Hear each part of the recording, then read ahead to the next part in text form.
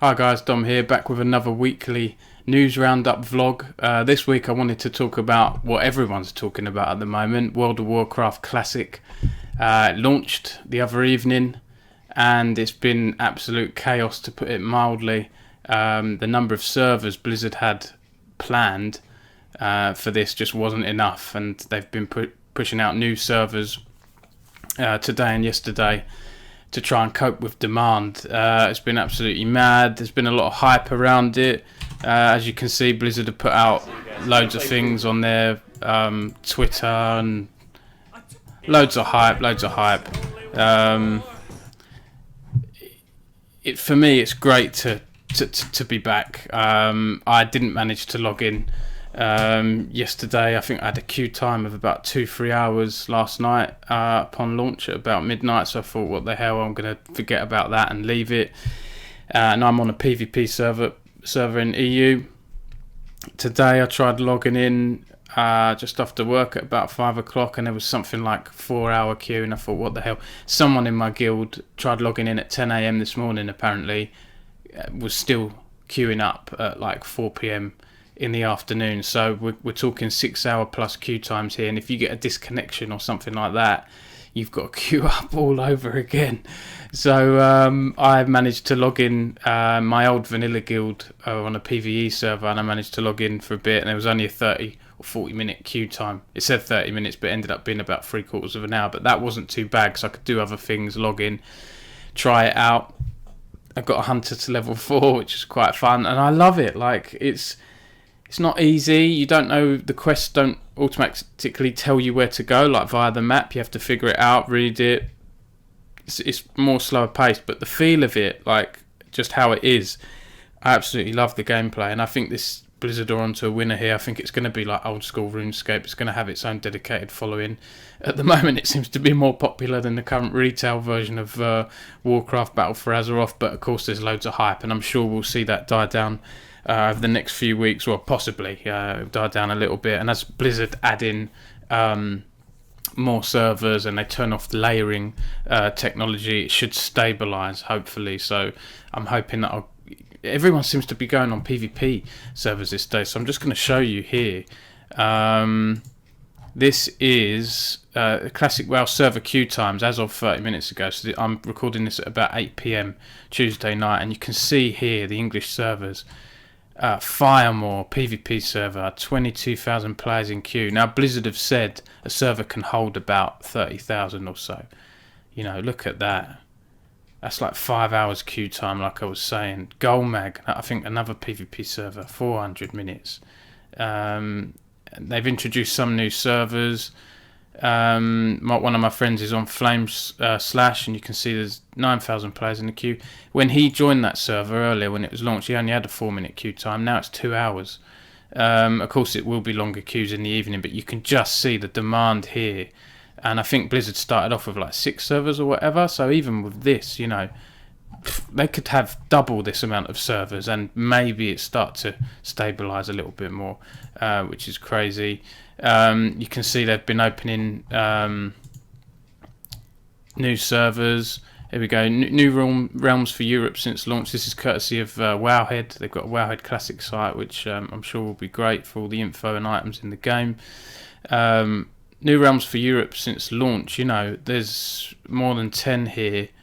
And Blizzard have realised that PvP is popular this time round, really popular, and they've added a bunch of new PvP servers on to bring the totals up. So that's interesting. I hope it stabilises. I think this is a RP server. no players in queue. So yeah, if you want to play, guys, go on the RP server if you can handle the RP on there. Ian Hazacostas, the game director on WoW, he's given an interview with Forbes, and Wowhead have sort of summarised some of the things he said there. The reason Blizzard doesn't want to open too many realms is the fear that many of them might end up empty after the day one interest winds down. As Blizzard begins to reduce the number of layers on a realm, they'll start doing nightly server maintenance, restarting the server and reducing the number of layers. Eventually, Blizzard will slowly reduce the number of layers until there was only one per realm. I wasn't fully aware of layers. It's a sort of form of sharding, as I'm told. It's not the same as sharding, but it works in a similar way. I think when they turn layers off, it become more stabilized or something. I'm not fully tech savvy on this. I was explained earlier what layering was, but go and Google it, go and have a look. Some people are saying it's better tech than sharding, but you know, Blizzard can only handle so much, right? It can have all the technology in the world. Ultimately it comes down to numbers and the people that are trying to get in, and supply and demand, essentially. It says, while Blizzard can technically handle the overcrowded realms and login queues, the reason they shared so many warning posts hoping to convince players to move to other realms was only because Blizzard wanted to smooth launch for as many people as possible. Well, look, I was one of those people that changed realms after Blizzard put some advice out, and the server that I've changed to, another PvP server, is just as bad as the original was in terms of queue times, if not worse somehow. So that hasn't worked. They needed to add more servers earlier. Now they're reacting quickly and they're adding servers left, right and centre, and hopefully that will calm things down, but we'll see what happens. You can say here that Ian said that the queue cap is around 30,000 players per server, and he says that if you come home from work and find yourself in a queue at around 12,000th or 19,000th, you won't be playing that night. Blizzard assumes players facing those queues will just go to a different realm. Back during the launch of Vanilla WoW, realms held about 3,000 people. When asked how many people are on a layer for a Classics launch, Ian stated that a layer is about the same as a healthy realm in Vanilla. Right, so there you go. I'm sure things will improve. I hope they will.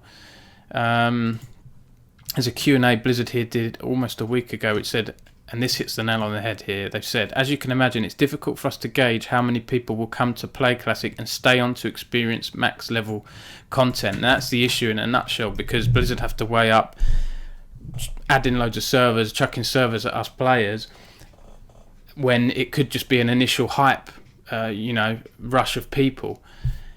How many of those people trying to log in now in these 3-4+ hour queues are going to be around in half a year's time with level 60s or doing raiding and so on? Not as many, obviously. I'm sure people will try it out. I'm sure there's a lot of people who maybe teenagers weren't around when WoW Classic, Vanilla WoW first launched, who want to try it out. All this hype, they want to see what WoW was like as it launched, and so there's going to be a lot of extra interest around this. I think Twitch last night had 1 million plus viewers for World of Warcraft. Asmongold, a top World of Warcraft streamer, usually has about 20,000 viewers or so live on Twitch. He had 140,000 viewers at one point. Absolutely insane. And you can see the effects. Speaking of Asmongold, you can see the effects that these long queue times are having on streamers and things like this. Take a look at this clip here.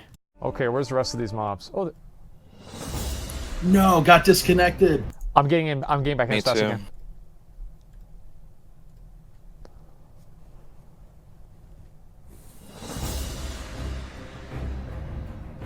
Okay, getting back in. Oh my god. Just says population high now. Interesting.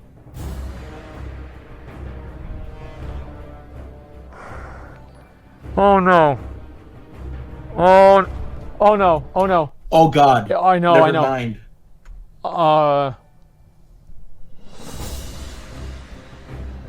301 minutes? What happened to the 2-minute safe? I'm at 285 No. minutes in queue. No. No. So there you go. There's an example of Asmon's reaction. As you can see, not happy. I watched more of that video. It's quite long, but he was quite angry and frustrated. You've got this great game you want to play, and the servers go down. But it is due to demand. The launch, other than that, hasn't been that bad. There's been a lot of hype around it. Blizzard are reacting well. They are reacting fast, adding new servers in, and it's fun. They've created Vanilla WoW. It is as it was, and I hope it stays that way. And this could be one of the main games I play going forwards, just to log in now and then. I'll have a PvP character on one server and PvE on another, and it's great. It's very nostalgic, but it's more than nostalgia. It's the magic of WoW. For me, still my favourite game alongside League of Legends. Fantastic to see. There's another reaction here from some of the Method guys. You can see Sco, the founder of Method, reacting here to being kicked off or having a long queue time.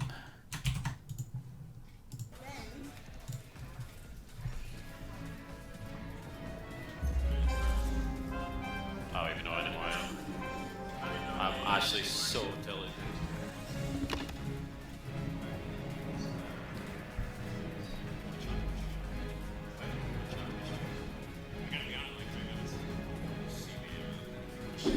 No counterplay. So there you go, yeah, 170 minutes. It is crazy. I hope things stabilise. I hope things improve. Fingers crossed. So moving on, guys, I'm going to round up some of the League of Legends news in the UK that's happened over the past week or so.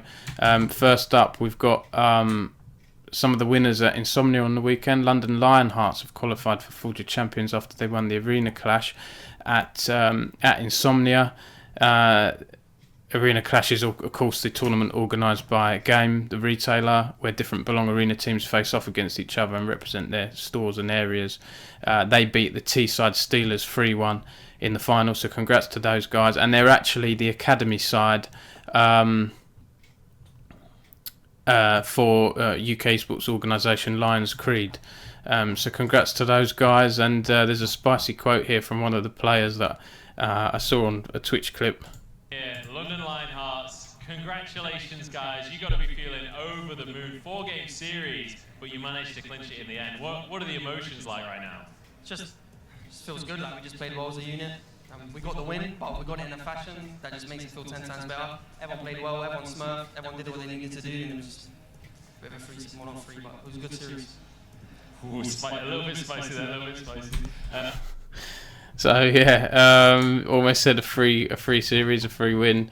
And then in the other game, we've got the other League of Legends tournament at Insomnia, which was the BYOC tournament. Nox beat Bulldog 3-0 in the final. They started with a 1-0 lead, having made their way through the winners bracket, and they took home £1,250. And there were some impressive performances from Nox. Jungler Godter went 11-0-10 in game 1 as Olaf, and LFT Nox in the mid lane picked up 14 kills as Katarina in game 2. So some good performances there, and I look forward to seeing how they do in the Forger Champions UK tournament. That'll be exciting to see. And you can also see another little funny clip here of Ego Speed, the top laner for Bulldog, being interviewed by Orcs. Got a lot of stuff which I can play. It's kind of fun. I had 100 CS lead at 17 minutes last time, so I'm still lost.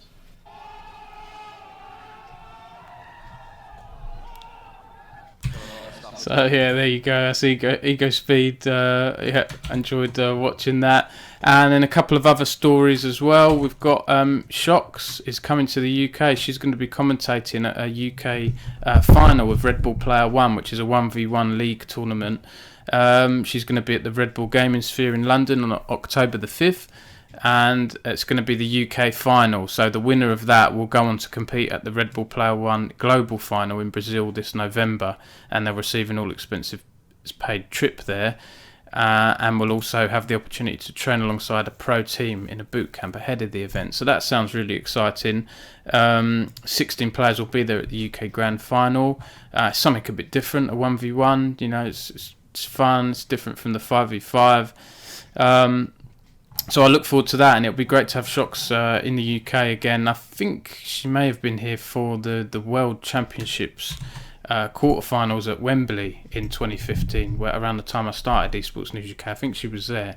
So it's good to have someone of her stature at a UK event. That's great to see. And we have the finalists of the UKLC playing this Sunday at Twickenham Stadium. It's going to be XL Esports versus Fnatic Rising. We don't have a match report on the quarterfinal of them versus Phelan yet, but we do have a couple of articles put out by Megalodontus for the site, which was fantastic. Tracking Phelan's incredible run here, beating Enclave, Diabolus, Demise, M&M, almost straight 2-0s, 2-1 M&M, and then they were beaten by Excel. But it would have been awkward, right, having a final Phelan versus Fnatic. at XL Esports home sort of HQ at Twickenham Stadium. So in a way, it's sad that Phelan didn't make it because it's the underdog story, but having XL at their home ground playing Fnatic, I think is going to be really exciting. Arguably the two best teams in UK League of Legends. So that'd be cool. That's taking place this Sunday. Unfortunately, I won't be there. I can't make it, but good luck to the teams, and I'll definitely be covering it and watching it where I can live and watching the VODs and things like that. So good luck to the teams there.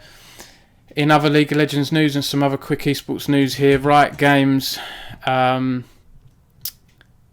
have agreed to settle, I believe in principle, settle this lawsuits filed against Riot last year around discrimination, gender discrimination in pay and promotion, sexual harassment and retaliation against women working at Riot offices in California.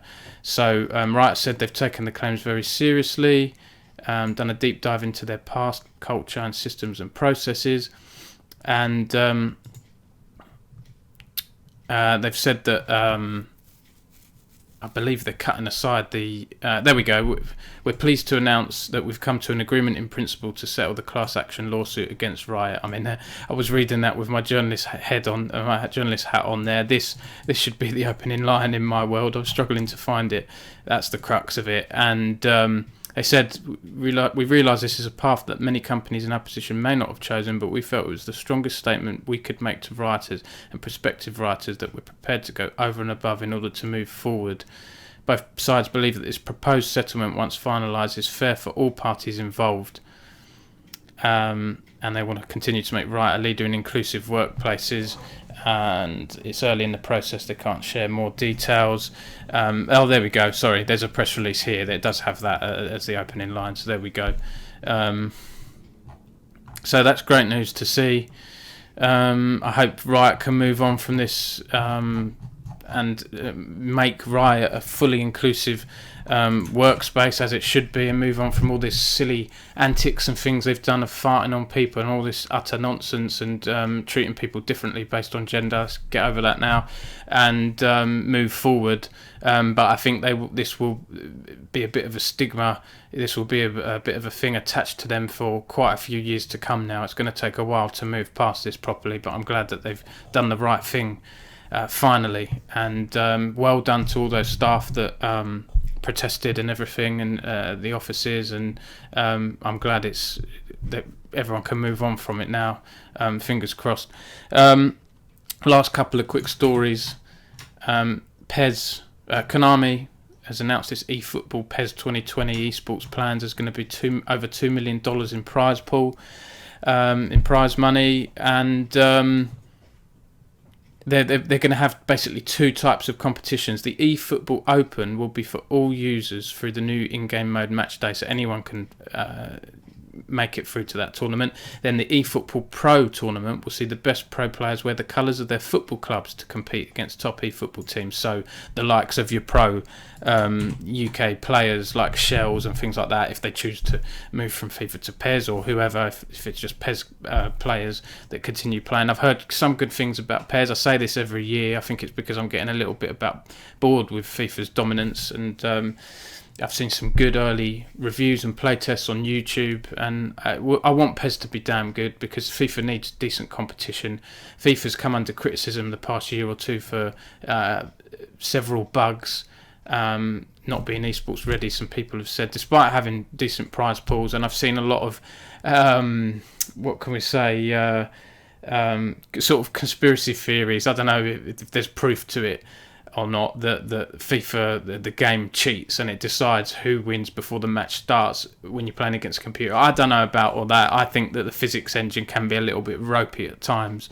But some of those videos I've watched on YouTube have been pretty convincing, of like balls going through someone's chest to score a goal and crazy things like that, where defenders move out of the way of the ball instead of heading it. But I don't know if that's proven or not. I hope PES does well and we see the esports side of things growing. And then, of course, finally, the International took place last weekend, and OG have won it again.